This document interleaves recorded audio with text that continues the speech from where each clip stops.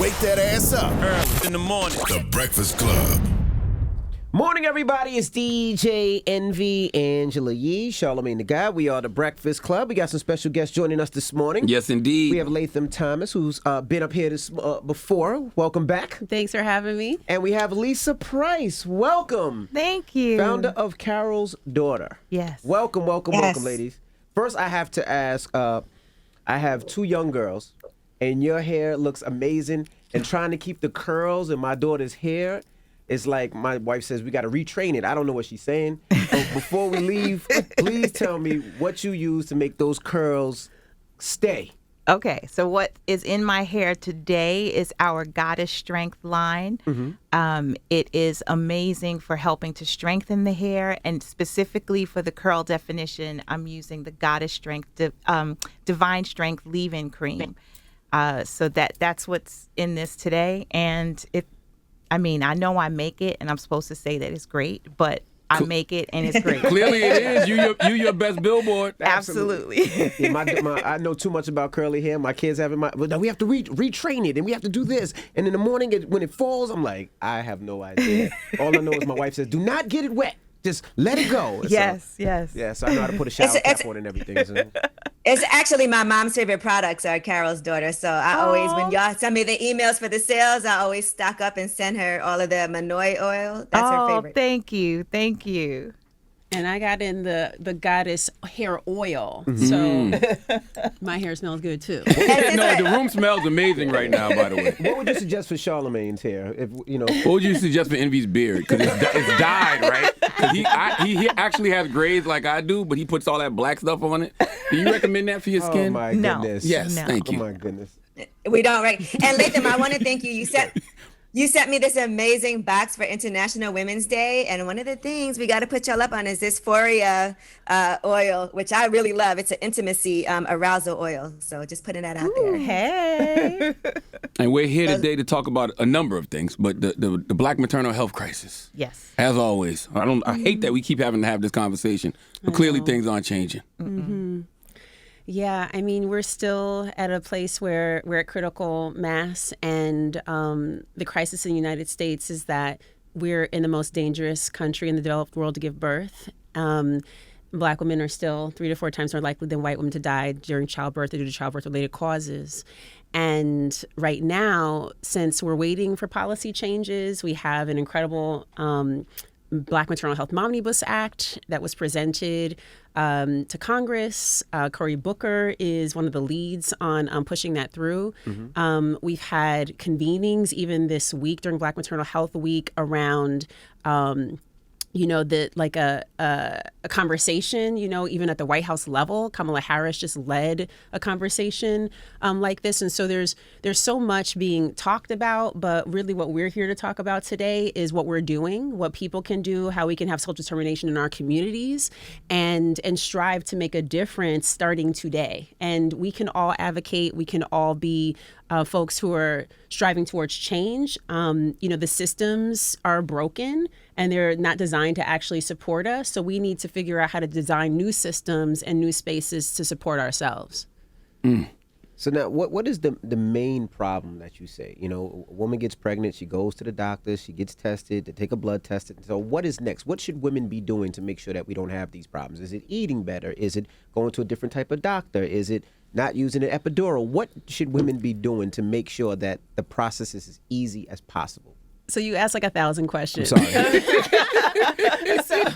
So I think we should break it down into a couple of things. So structurally, right, we're looking, and I think Lisa can speak to this from her own experience as well, right? Because we both have children who are older now, so we can look at this from a greater time horizon and not be looking at it from, having younger children, but seeing over the years our own experiences. And also what we see today is there's systemic racism is a huge issue. Like people like to say like, oh, well, were they eating? Were they going to their doctor's appointments? The research shows that people do go to their doctor's appointments, but they feel dismissed. They're not being heard. They're not being listened to. Their pain is dismissed. We're seen as being impervious to pain, right? And so we're usually underdiagnosed or misdiagnosed and undertreated, right?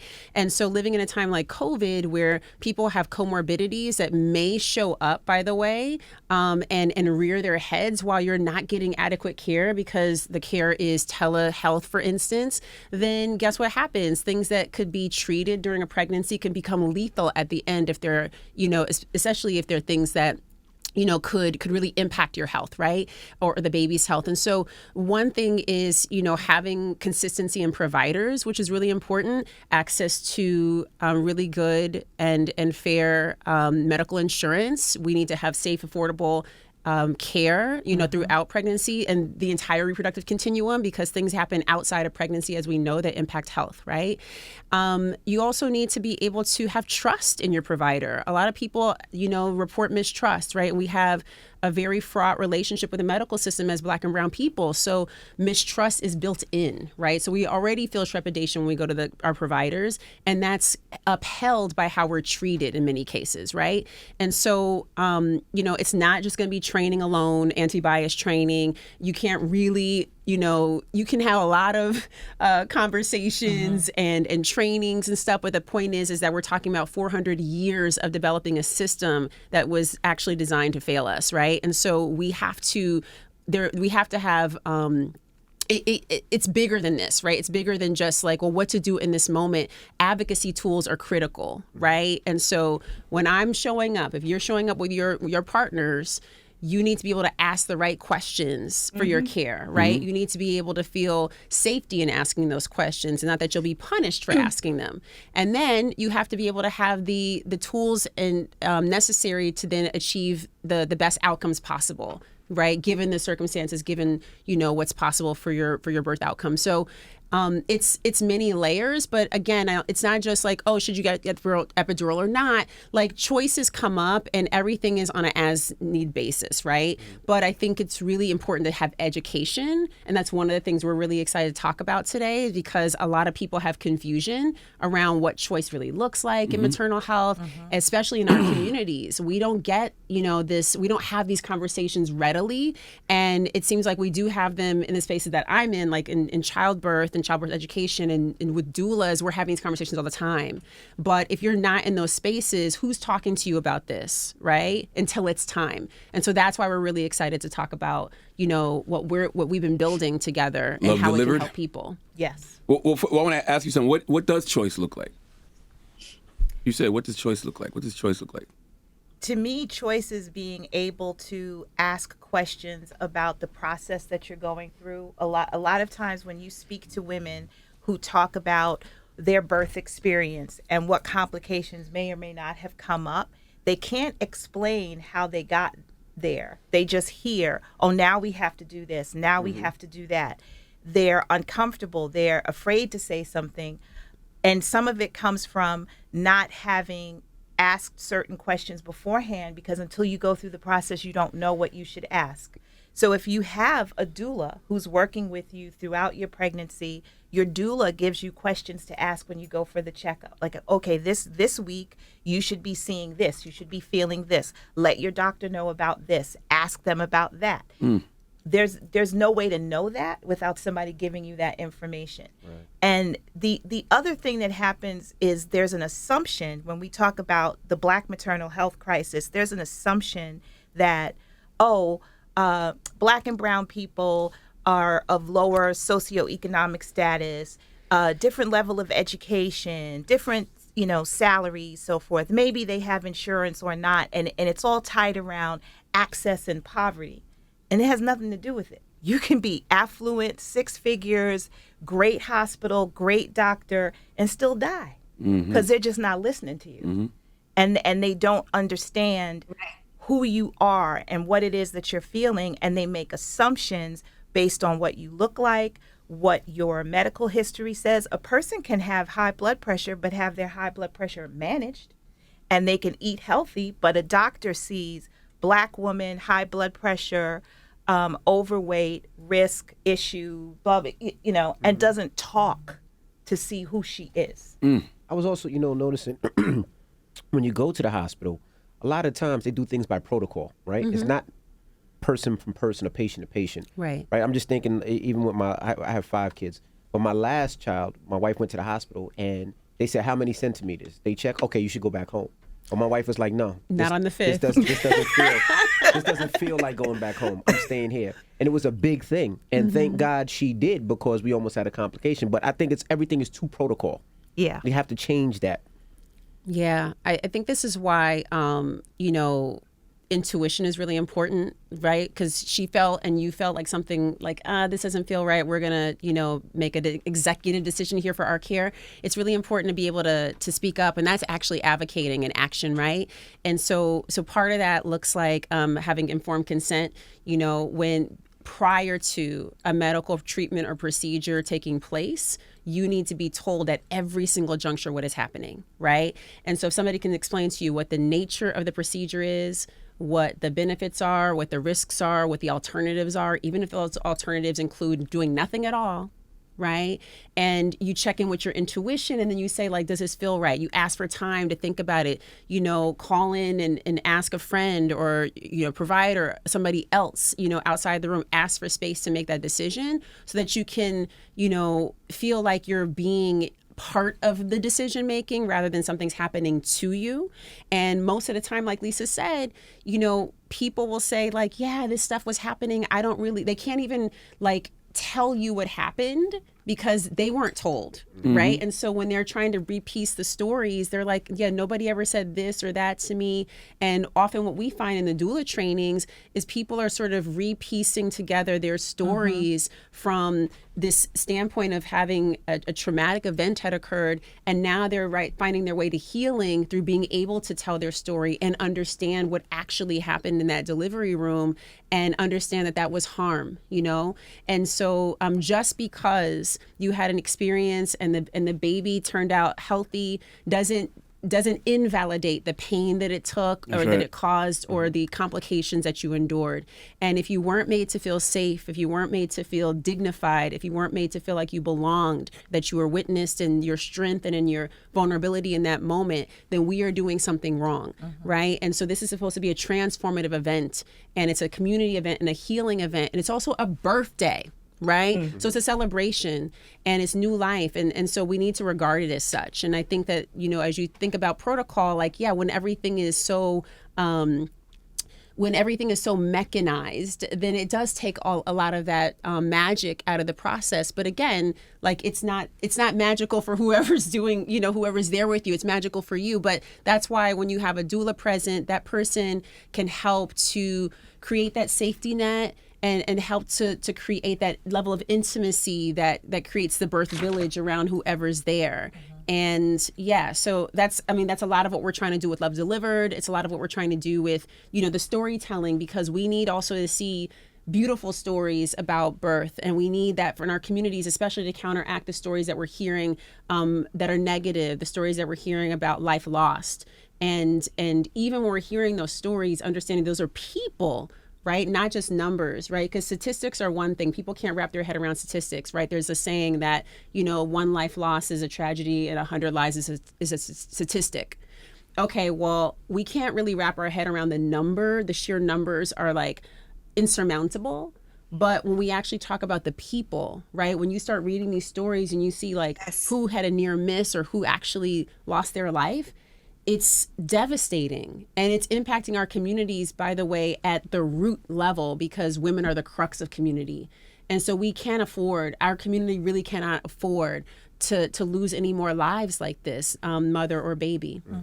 I just want to piggyback off of that, because yesterday I did a live for Black Maternal Health Week. Yes. And I was talking to a man, Charles Johnson. Yes. And he actually, you know him, right? Yeah, Four friend of four ours. moms.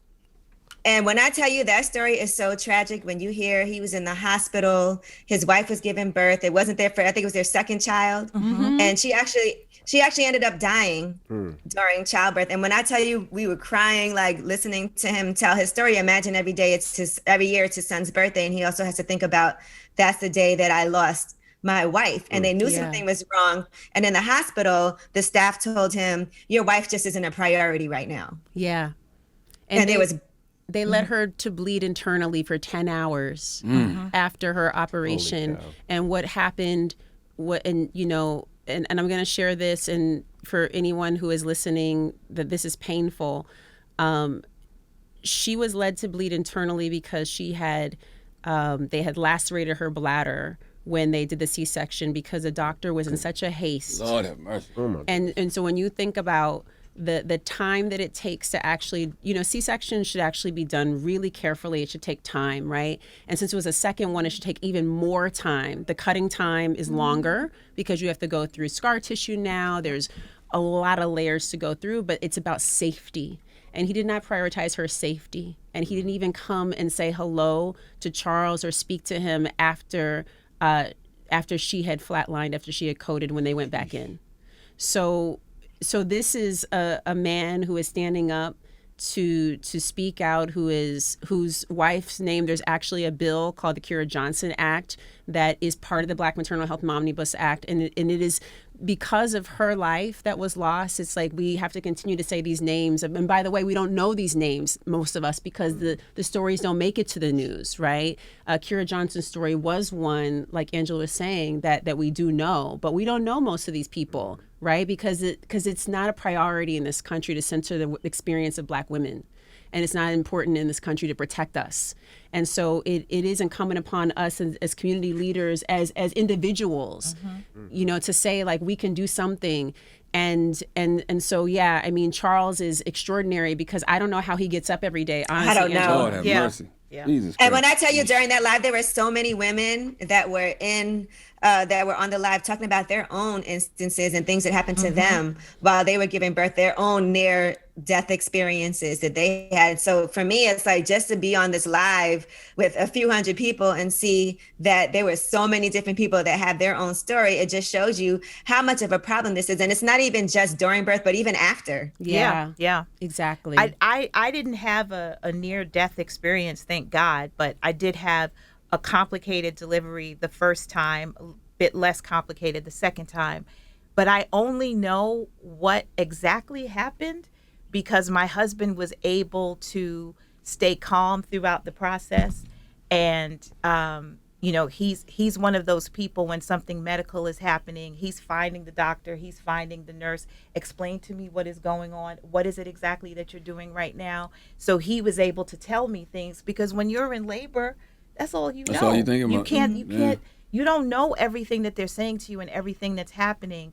But some dads have difficulties when they're in those rooms. Some people are not treated with respect.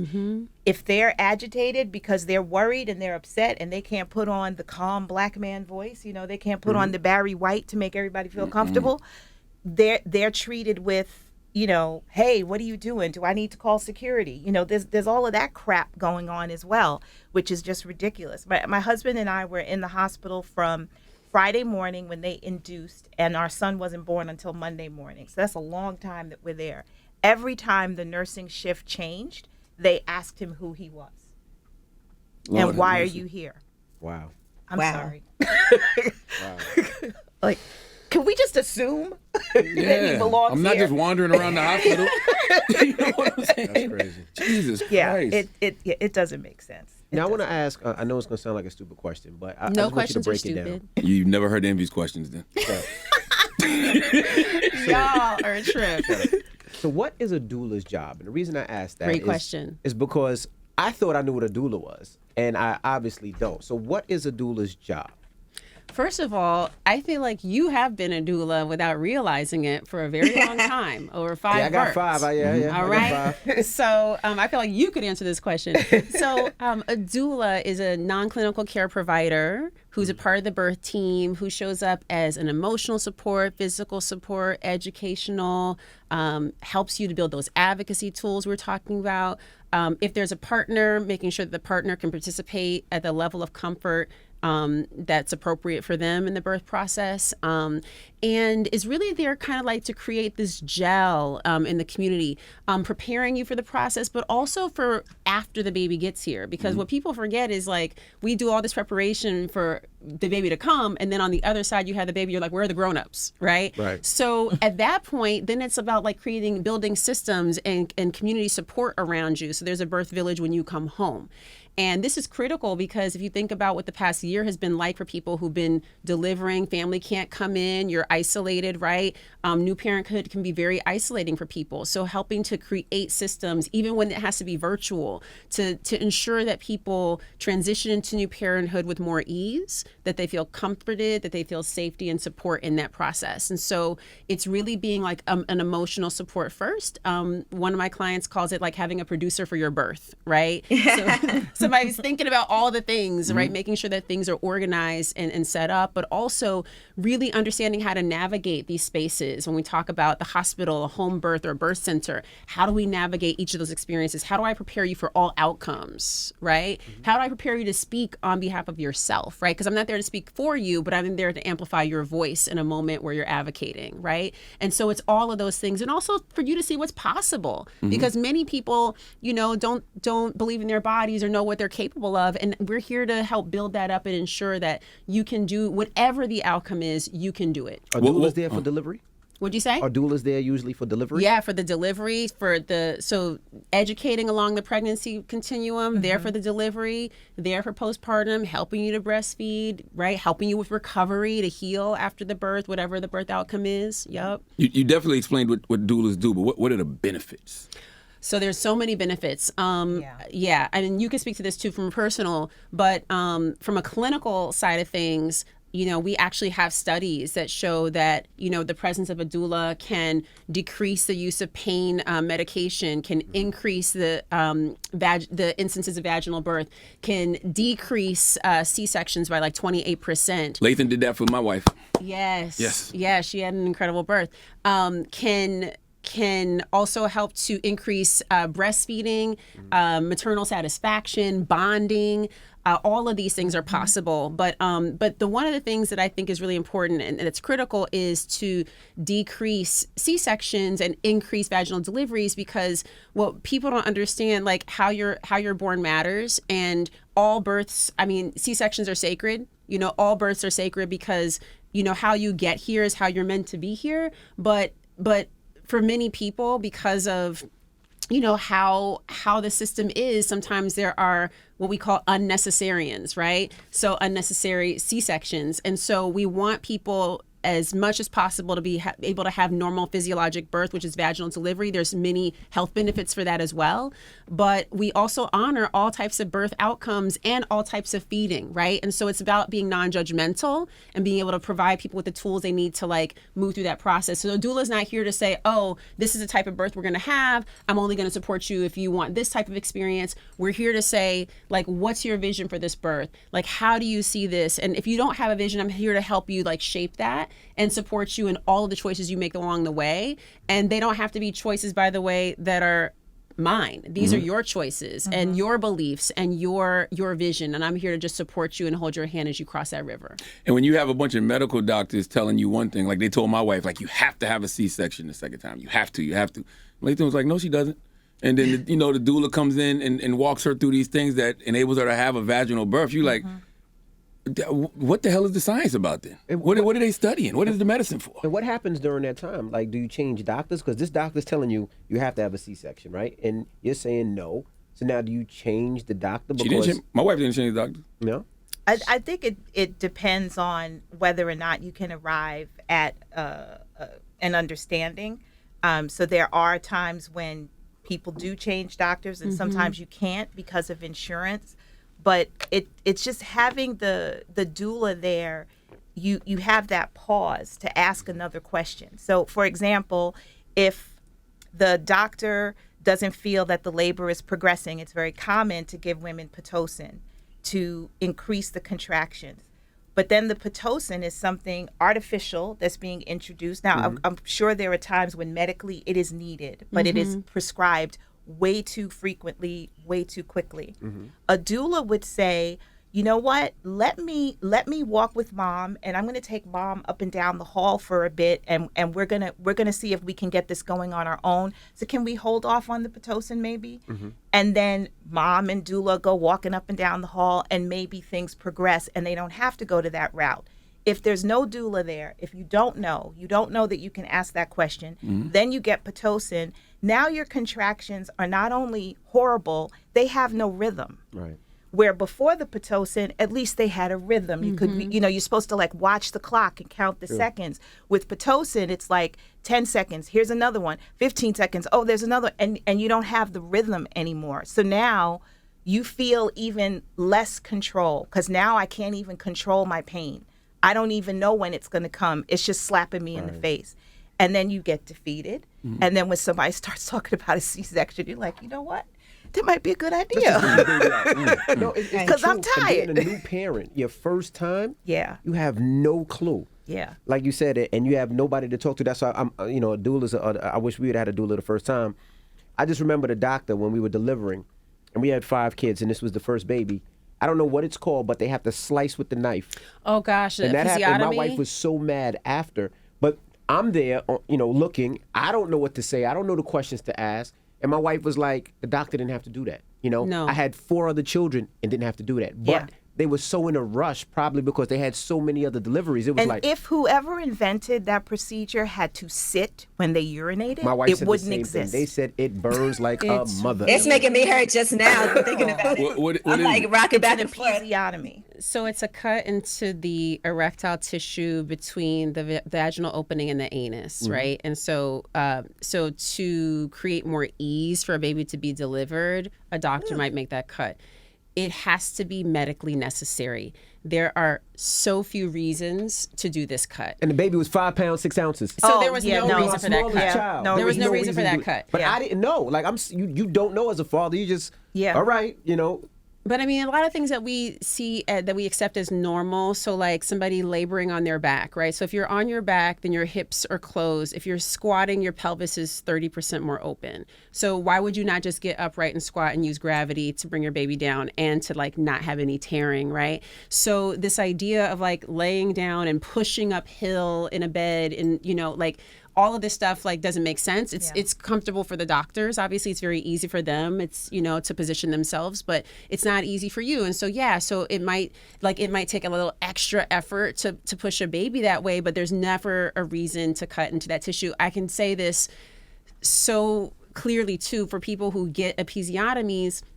That erectile tissue, like it has to heal, and when you're having intercourse, that tissue actually engorges, and it makes it really uncomfortable. So a lot of people, for years, sex is uncomfortable for them because of that cut. So it's like not even thinking about the aftermath of an incision and what that means for somebody's sex life, what it means for their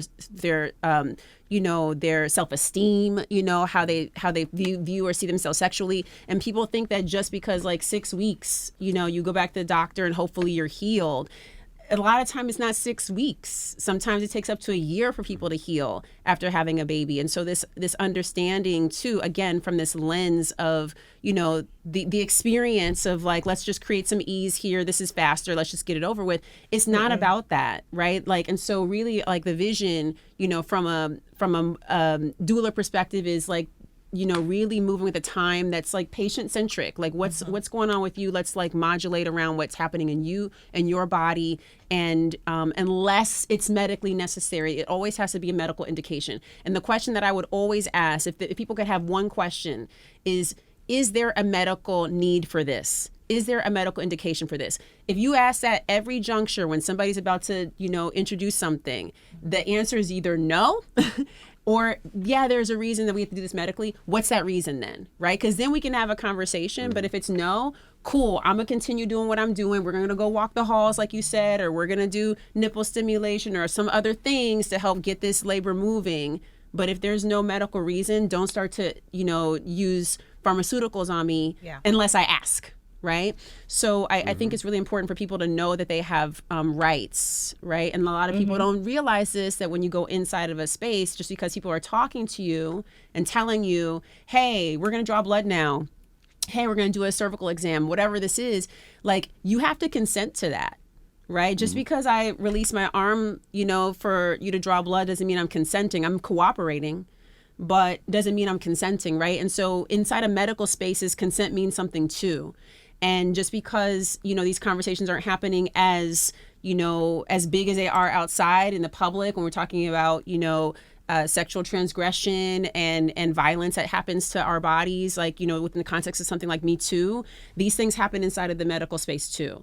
And people need to understand that a lot of people have, recurring trauma when they go inside of these spaces and their bodies are not, treated as such, when they're basically treated like animals or treated as if like they don't matter, right? And this happens, a lot of Black and brown women report feeling this way and birthing people. What is Love Delivered, Ms. Price? Love Delivered is an organization that we've formed together to be able to be advocates for women and birthing people while they go through this process, to be a resource.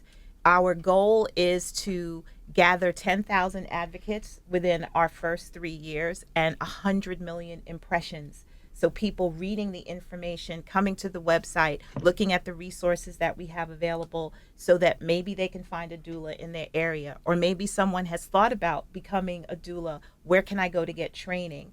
Down the road, we want to do things like helping to fund people's education to become doulas. Latham knows the exact statistics, but the numbers of Black and brown midwives and doulas is so very, very low, and representation matters. It's not that you can't have a doula that's of a different race, but when you see someone who looks like you, you feel like they understand you, they understand your family, you're going to be more comfortable, you're going to be more open, and in such a vulnerable situation, you want to have that trust.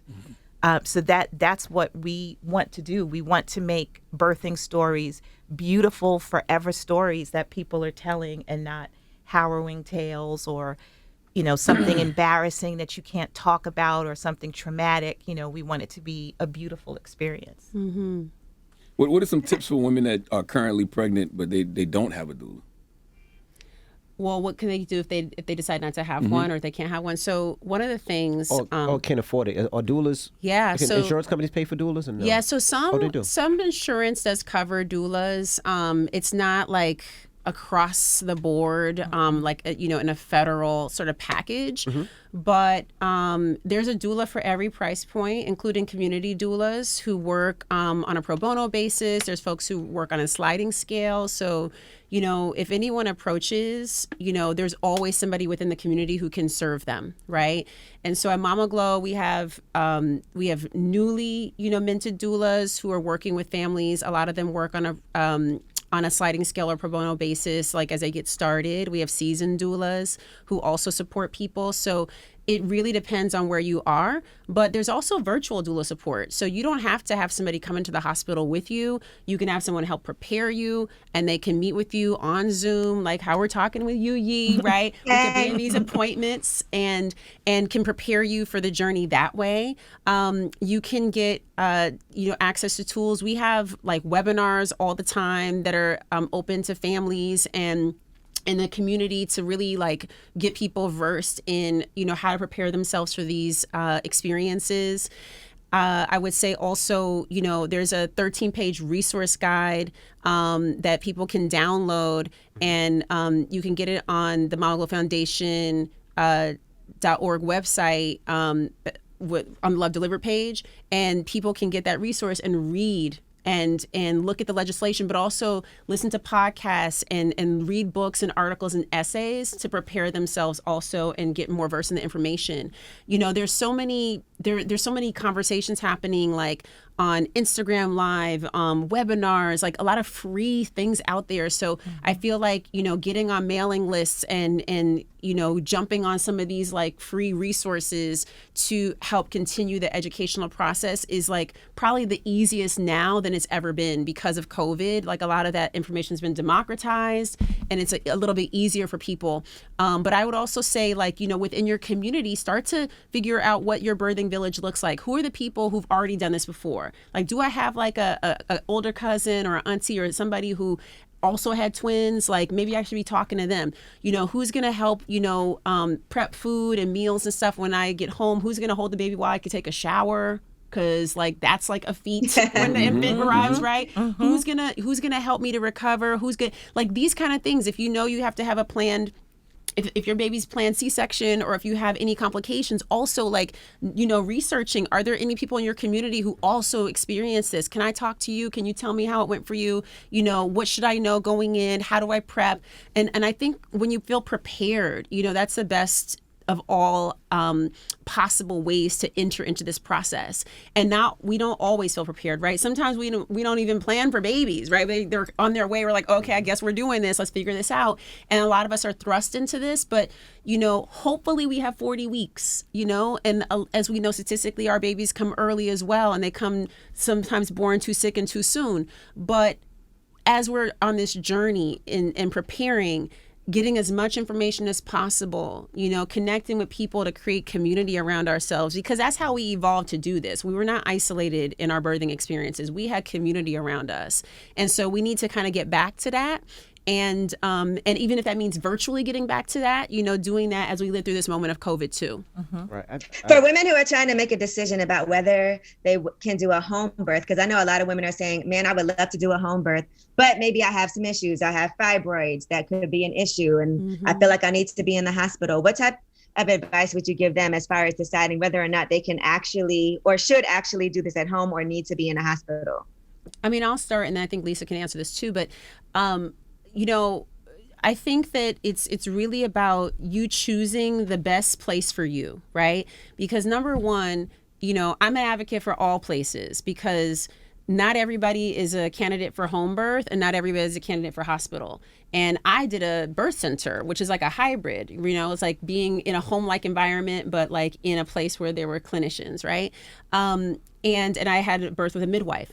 Now, you have to decide, but the only way you can decide is if you have information. And so you need to interview some doctors and midwives. You need to talk to people. You need to visit some places, like check out the birth center that's nearest you, or check out the nearest hospitals, look into their policies and stuff, and see where you feel aligned. That's number one. And I think understanding, also like what the provider experience will be like, because if you interview a couple of different midwives, you're like, okay, I feel like this ethos, like I really, vibed with this person, I want to go with them. Yeah. Then you can start to plan what the home birth experience could be, but it's really vibes, right? And so it's not just the place of delivery, that's a huge piece of it, but it's also the provider. So getting a sense of what provider you want to work with, and I say interview, get referrals from people, and then when it comes to the hospital, like if there are things that, just because people have some complexities in their health history does not necessarily make them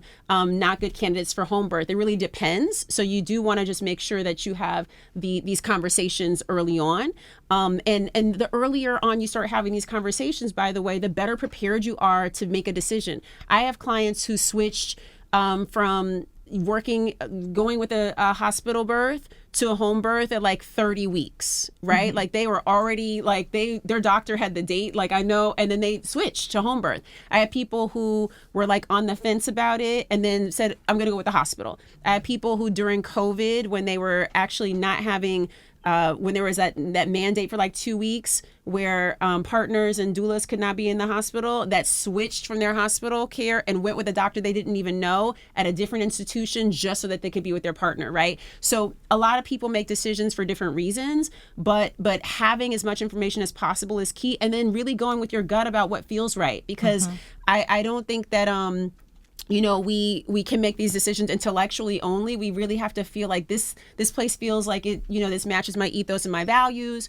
or what, I did not like the way I was treated or felt there. I'm going to get out of that situation. And again, insurance apartheid is real. So sometimes we don't have a choice about what provider we have access to.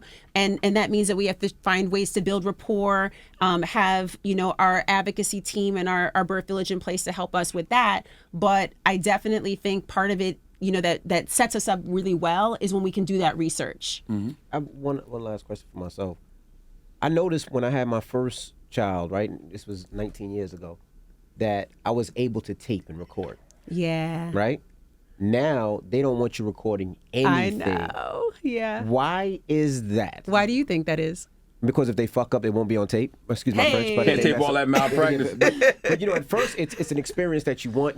Because my wife wants to tape it because she wants to see it because she can't see what's going on. She Right. wants to see the baby coming out and the first Yeah. breath and all that and the cutting of the umbilical cord. But now they won't let nobody tape. Like I mean, I still tape, but I got to sneak. You know what I mean? You got to sneak. Yeah. Well, Yeah. I guess that is the reason why, huh? Yeah. Yeah. Are you able to even sue these hospitals though? Because ever since I heard the story about the brother Charles, it's like I can't get that out of my mind. It's like, are you even able to sue the hospital in that case? So there's a lot of, this is the thing, right? Accountability is not at the center of how we address these issues in this culture, right? It's new. And it's going to be, this is at the center of the Black Maternal Health Omnibus Act, right, is to make sure that accountability is a piece of this and getting adequate data. But again, like when we talk about data, everybody wants to talk about data when it comes to issues with us. And like our lived experience is not enough data. But right. But one of the things I would say is there's an app that I think people should get on, especially if you are entering into this birth experience, if you are a care provider, if you're a doula. It's called Earth, IRTH. Yes, the Earth app. Drop Yes. the B for bias. Yes. Yes. Drop the B for bias, and it's by Kimberly Seals Allers, and she's also a Black mom and a breastfeeding advocate. And this app is basically like Yelp for birth. So, and it's designed to really support people in basically choosing a provider. So I should be able to go in and be like, okay, here's who I am. Here's my socioeconomic background. Here's how I identify. Here's what my experience is, based on like I'm pregnant now, whatever it is. And then from there, I'm getting options to choose a provider with somebody who has a similar profile to me. But I can also see the doctors that people have said, like, so say you tell me go to this doctor and I look, I'm like, oof, that person did not treat same-sex couples well, or that person did not treat Black people well. You can also see the reviews, right? And so ideally the data will be captured to be able to also present to institutions and be like, okay, boom, this is what people are saying. This is your grade, right? So this is a way that, like, again, the people have come up with a solution. Again, us coming up with our own solutions to drive forward this change that needs to happen, right? So there is stuff happening, obviously, legislatively, policy changes happening, but we cannot wait. Like, our people are dying. So we have to, make change, which is why we've come together, with Carol's daughter and Mama Glow Foundation, to bring Love Delivered to the forefront as another solution, as another entry point for people to really center their care and really think about what's possible, but also have the resources, right? Because this is the kind of stuff that you'll learn. This is the kind of stuff we'll be teaching people. So are you able to sue people? Or sue the hospitals? There are suits that happen, yes, but it's like, can you sue? There's a lot of ways to protect, right? Institutions, hospitals are institutions. They have incredible, legal is like the first layer, right? And so this is why there are so many protocols, like you said, like no filming, do this, do that, like things that seem like, why do I have to do this? It's legal protocol to protect them first, right? Wow. And so it's always safety over experience, right? So we're gonna like put measures in place to protect you, but also for our safety. So when we think about safety, it's not just your physical safety as a patient, it's the safety of the institution, right? Then experience. The experience should be good, right? You should walk out of there after having your baby and feel empowered and feel like, wow, this blissful event.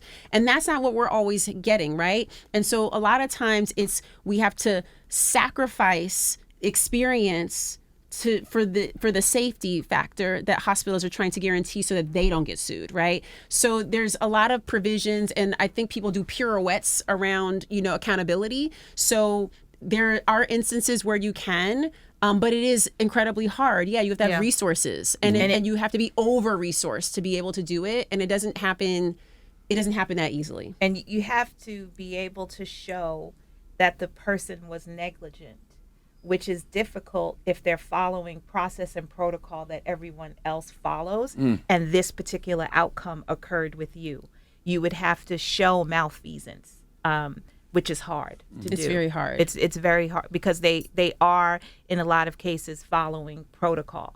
But when you have access to different information, if we think about things that new moms are looking into. They're checking reviews on strollers and cribs and things like that. We have to get into the habit of using apps like Earth and checking into the reviews of the places where we're going to deliver, the doctors that we're going to go see. That has to be a part of our research, Absolutely. and that's Absolutely. what we want to help with. We want to give you a resource so that you can make an informed decision. And it doesn't take until child number 3 or 4 for you to say, wait, hold up. Do we really need to do this? Because you don't know when you're at child number 1. Mm-hmm. You just don't know. I was gonna ask, when me and my wife first started having kids, they said 35 was the age. After 35, it's you have to be careful. Then it went up to 40. Then they said 40 is the age. You got to be careful after 40 trying to have kids. Is there an age limit of when it's necessary where you can't have kids and say, well, you got to be extra careful, or is it one of those things where you can go around things for women that are a little older?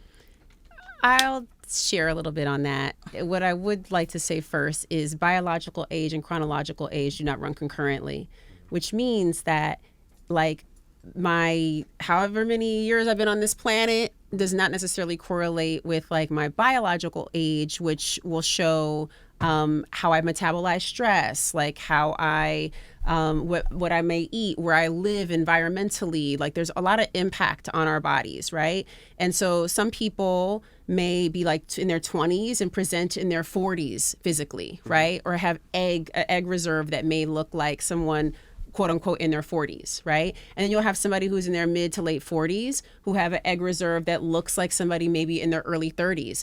And it's different for everybody. So this idea that at 35, that every single person across the globe had ovaries start to act crazy, uterus is falling out, organs are prolapsing. Like this is not the case. Now everybody is different, but like I think there's a perpetuation of this idea of aging that is uncomfortable for people because we do not respect people that become ancient in this culture. We throw people out with age, right? And so it's a mechanism also for control too, because if I say like that you're older, like look at how people get treated if they're perceived as advanced in gestational age. They're treated like people who are also perceived as too young. Like when somebody comes in as a teen, it's like, oh my gosh, you act like, that they're not educated, or, you act like you have to take over their care, right? And people who are also perceived as advanced in gestational age are also not treated well, right? They're also discriminated against. And so, we sort of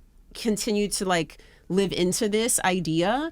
And if you're hearing this every day since you're 5, that your eggs are on expiration, you're going to start to believe that, by the way. So I think part of it is that, like, we have to, there's regenerative practices, there's foods, there's herbs, there's all kinds of things that we can do to support our fertility, right? And so this is ancient stuff too, right? Like this is not just, living in this world and allowing things to sort of age us, quote unquote. But yes, there is science, and yes, like eggs do age. We're born with all the eggs we'll ever have. And actually, when we're in fetal development, those eggs are also being developed and shedding. Like we shed millions of those eggs as females who are born. By the time we're born, we already shed millions of eggs, right? And then they start to die off, when we move into maturity for menses. And then obviously every time we menstruate, we lose eggs. And so, but egg shedding is constant. But I think the point is like, preserving your health and well-being is something that we should show up to every single day. We should show up to the Office of Health and Well-being, right? Like that's lifestyle. So I feel like nobody can tell you, just like a doctor can't say to somebody who is, terminally ill, you're going to die in 6 months. Says who?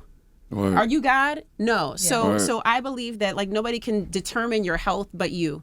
And people can tell you things and say like, oh, they can use a lot of things to like, calculate where they think you are in, ovarian reserve. But I've seen people who were told they could never have babies have freaking kids. Right. And so I don't like that people try to use science to make completely, to help people determine and usually rule themselves out of possibilities for life choices or life decisions.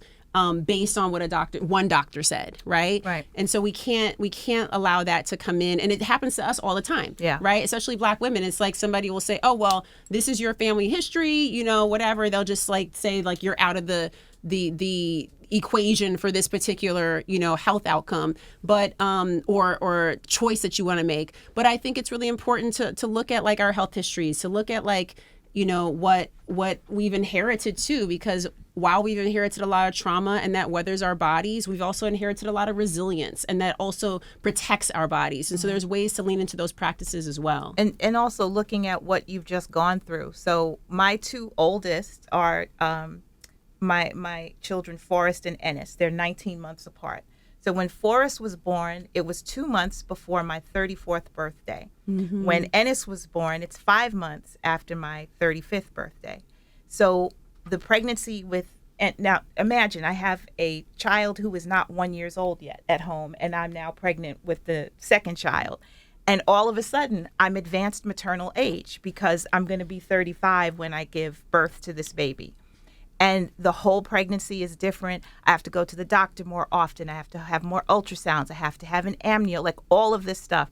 The delivery is completely different. So where is the credit for I just did this? Right. My body should know what it just did it. My body should know what it's doing.